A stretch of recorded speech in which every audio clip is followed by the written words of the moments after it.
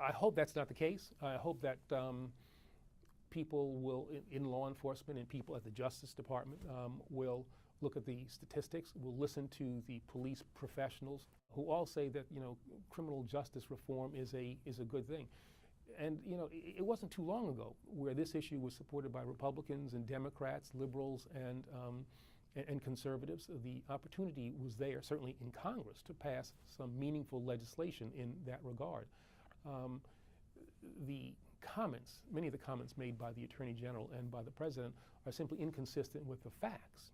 The notion that there is a crime wave out there, that we're in a period of American carnage.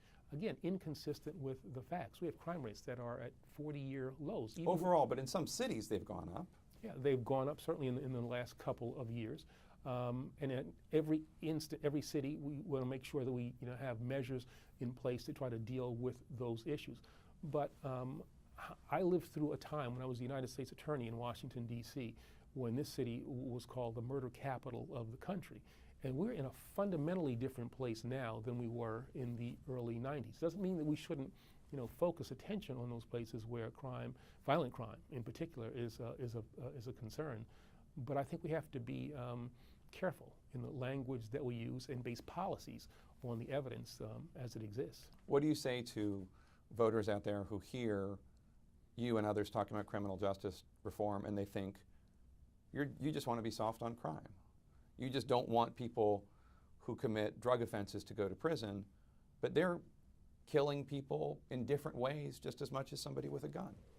Well, criminal justice reform is not soft on crime. And what I would tell people first off is anytime you hear somebody say soft on crime, hold on to your wallet. That's a political slogan and really has little or nothing to do with good law enforcement. Criminal justice reform is about using the limited resources that exist in the law enforcement community in the most effective way to protect the greatest number of people. And it means putting violent offenders in jail for extended periods of time.